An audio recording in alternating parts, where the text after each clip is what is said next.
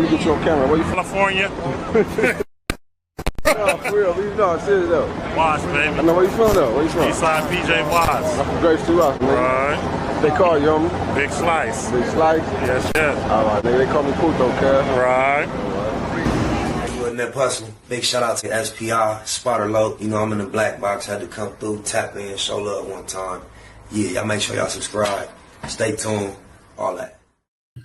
Man, I don't know. Lately, we've been doing a few reactions to different things affiliated with G-Unit, Jimmy Henchman back in the day, and the boy Lodi Mack name constantly come up. And I always let y'all know, Lodi Mack was my guy when he was around. And he was so humble in my presence. It's crazy and shocking to hear some of the things he was about and up to outside of my presence.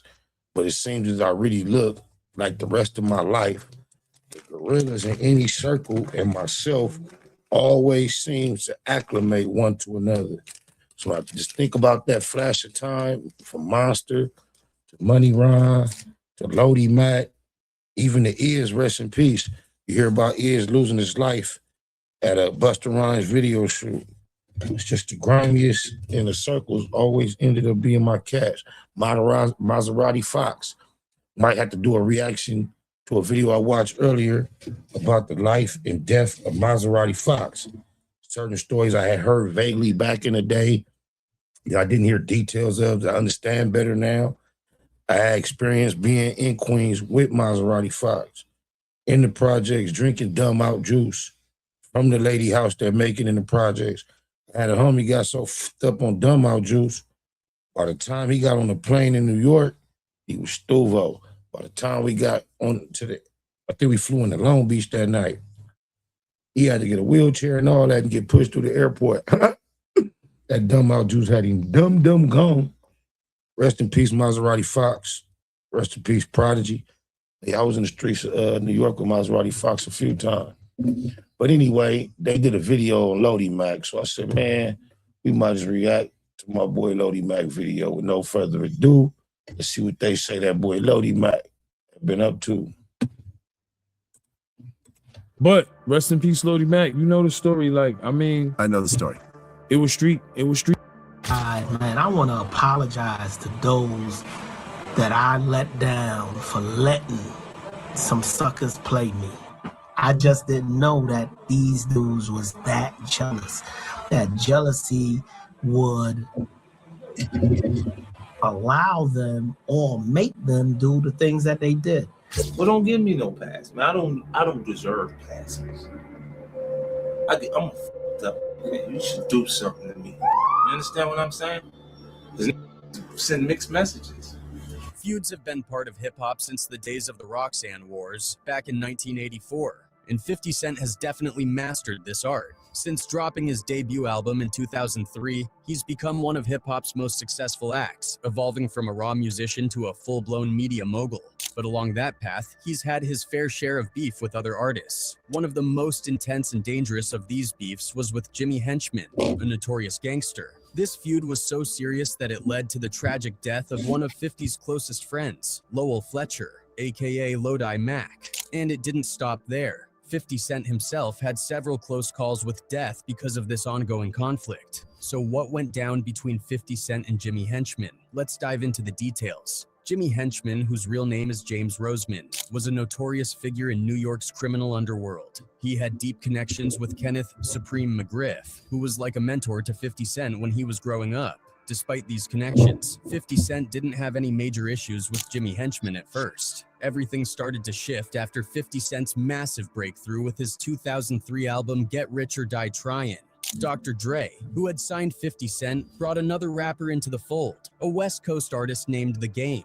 Dr. Dre asked 50 Cent if Game could join G-Unit, 50's group. They already had New York locked down, Young Buck repping the South, and adding The Game would give them a solid West Coast presence, so the deal was sealed. And The Game officially became part of G-Unit. But there was a twist. The Game's manager at the time was none other than Jimmy Henchman. From the start, Jimmy Henchman harbored jealousy and resentment. I'm not sure if that was true. Was that the case?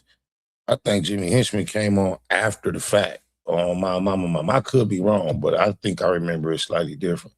toward 50 Cent, especially after 50 blew up. In the lead up to the Game's debut album, the documentary, Jimmy Henchman was allegedly in the Game's ear, telling him that beefing with 50 Cent could catapult him to greater fame. Henchman even admitted in an interview that the plan— I know for a fact, what I can't say Jimmy didn't help put a battery in his back. The Game didn't need nobody to plant that seed in his head to go against 50 to beef. That was a personal, inspired thought. Now, if Jimmy came and helped him reach that conclusion eventually, that may be so, but he didn't give Game that idea. Nah. No, sir. plan was for the Game to surpass 50 Cent in popularity. Another layer to the animosity was 50 Cent's close friendship with music executive Chris Lighty, who Jimmy Henchman was also envious of. According to Tony Yayo, a member of G-Unit, Jimmy Henchman's jealousy towards Chris Lighty fueled his dislike for 50 Cent. This resentment only grew as 50 Cent's star continued to rise. The feud between 50 Cent and the Game officially kicked off in February 2005. The Game, influenced by Henchman, started the anti-G-Unit campaign, famously declaring it at Summer Jam 2005. In stores, nigga, 4 times platinum worldwide. Y'all heard me do it, so make some noise, man. Don't hate me, I ain't the bad guy, man. And it's still fuck 50. Now play my. While 50 Cent mostly stayed silent, the tension simmered beneath the surface. However, on October 1st, 2005, the G-Unit Radio Part 14 Back to Business mixtape dropped, and 50 Cent finally addressed the situation on the track Emotional. In the song, he aired his feelings about the Game's betrayal and called out Jimmy Henchman for manipulating the Game. See, that's why I don't like them old school man. Now you know Jimmy told him to do that. Well, Jimmy, why you don't tell him how you gonna pay his bills now? The beef between 50 Cent, G-Unit, and Jimmy Henchman kicked into high gear after this. Jimmy kept whispering in the Game's ear, telling him to go after 50 Cent, and the Game did just that. He dropped multiple mixtapes and diss tracks aimed at 50 throughout 2005 and 2006. It was a relentless campaign to undermine 50's position. Then in 2006, 50 Cent finally decided to fire back with the track, I'm Not Rich, I'm Still a Lion. On this song, he not only took shots at the Game, but also aimed his lyrical firepower at Jimmy Henchman. You trying to be funny, D-Mack cut all my money, then Jimmy robbing me, they listening probably. The battle escalated when on July 5th, That song was first released on one of my mixtapes, On My Mama, and he put it out on his shit. But I was doing the Bank of Doses shit. He gave me that song to put on my shit first. 2006, G-Unit released the mixtape G-Unit Radio 21 Hate It or Love It. This mixtape was practically dedicated to dissing the Game. And as you can see, the cover art has the Game's head photoshopped onto a male stripper's body, spreading rumors that the Game used to be a stripper before he got into rapping. Smack the black off you, nigga. Spit in your face. This move reignited the beef, leading to a fresh wave of diss tracks from both 50 Cent and the Game. The back and forth was intense, and I know that boy here, dude.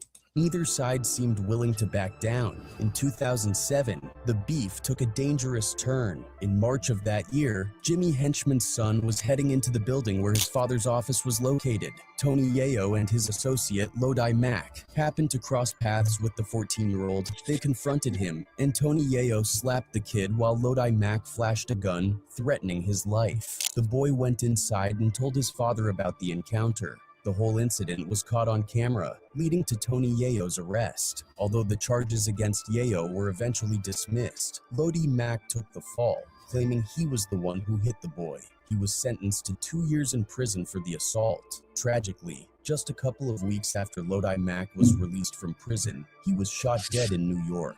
This wasn't a random act of violence. Jimmy Henchman had put a hit out on him. According to Tony Yayo, the man who Lodi Mack was actually his cellmate in prison. Jimmy Henchman case, all this is documented. But the hitman was actually in jail with my friend. So he befriended him in jail. And then when he got home, that's the same hitman that was his friend in jail. It was the actual hitman. The was meticulous. Hitman is up to all that. How he get himself, man, he did all that just to go to jail for it? meticulously planned by Henchman and his associates. They got information about Lodi Mack's release and movements. When they initially tried to identify him, they missed him, but they persisted. Eventually, they found out who Lodi Mack's lawyer was and called the lawyer, pretending to be a friend of a close associate, Biggie. They told the lawyer that Biggie had asked them to look after Lodi Mack now that he was out of prison.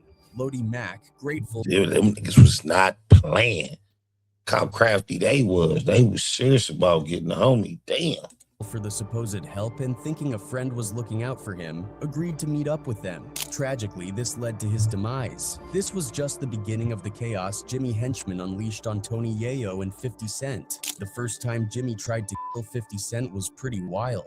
He was driving down Manhattan's West Side Highway and decided to take his hand off the wheel to grab his gun. As he was passing by 50 Cent's building, he was ready to fire, but he had to stop when he noticed some cops tailing him. That failed attempt didn't deter him though. Jimmy got even more creative and sinister. He actually planned to blow up 50 Cent's bulletproof van. Knowing the cars were bulletproof, he figured an explosion might be the only way to get to 50. Jimmy's vendetta didn't stop there. He kept coming after Yayo and 50. There was a drive-by shooting at Tony Yayo's mom's house, done with a silenced pistol. Jimmy's final attempt on Yayo's life was when he saw Tony Yayo's Bentley. I remember all this shit. I was around for all this. Parked and decided to spray it with bullets. But as luck would have it, Yayo was sitting inside his bulletproof van parked just behind the Bentley, so he escaped unharmed. After all these close calls, 50 Cent decided it was time to strike back. He knew that some of Jimmy Henchman's goons were based in Atlanta. 50 found one of their addresses and started leaving threatening phone calls. He even had his own goons leave a dead rat on the guy's doorstep. Wait a minute. I know this ain't no retaliation to all the shit we just heard about. Hell no. He talked about this on the track Get the Message from the War Angel LP mixtape, where he called out Prem and Jimmy. If a message by your door, you got a Chrome 44. Get the message. Come out and get the message. In June 2010, things took a major turn. I'm not buying that. He did that and allowed them to document that. Nope. I'm saying that's a reach. When Jimmy Henchman was arrested on serious charges. TFK, money laundering, and witness tampering. His trial date was set for May 2012, but it didn't stop there. Shortly after his trial, in June 2012, Henchman was slapped with additional charges related to the death of Lodi Mack. These included for hire and conspiracy to commit. Facing a mountain of charges, Jimmy started looking for plea bargains, trying to snitch on others to reduce his sentence. On May 22, 2012, 50 Cent dropped a mixtape called The Lost Tape. On the song Complicated, he took shots at Jimmy Henchman and his trial, even calling him out for being a rat and snitching to lessen his sentence. Pill popping, that's back up my dead. Watch the Henchman trial, see a rat on a rat. After that, 50 Cent dropped his album Animal Ambition on June 3, 2014. One track in particular, Hold On, references the incident where Tony Yayo smacked Jimmy Henchman's son. Jimmy wasn't about to let that slide and fired back, denying that he snitched and claiming that 50 Cent was actually going to testify against him. 50, always one to keep the drama going, took to Instagram and posted a picture of Jimmy's paperwork with the caption, "Old Gangsta Jimmy, shake my head LMAO, washed up, hashtag Jimmy Snitchman." The tension remained high. And on November 29, 2017, Jimmy Henchman was convicted. 50 Cent continued his Instagram tirade until Jimmy recorded. Oh, my mama, I was here to hear about Lodi Mack, man. Rest in peace to Lodi Mack. If y'all want to hear the rest of that story from that AI cat, y'all can go over. Let me tell you where it's at. It's at Hood War Chronicles IT. That's enough for me. I don't want to hear the rest of that bullshit fantasy. Like I say, rest in peace to Lodi Mack. Jeter. Let me get you on camera. Where you from? California. No, for real. You know, I'm serious though. Watch, baby. I know where you from though. Where you from? Eastside PJ Watts. I'm from Grace 2 Rock, nigga. Right. They call you, homie? Big Slice. Big Slice? Yes, yes. All right, nigga. They call me Puto, cuz. Right. You wasn't that puzzle. Big shout out to SPR, Spotter Low. You know, I'm in the black box. Had to come through, tap in, show love one time. Yeah, y'all make sure y'all subscribe. Stay tuned. All that.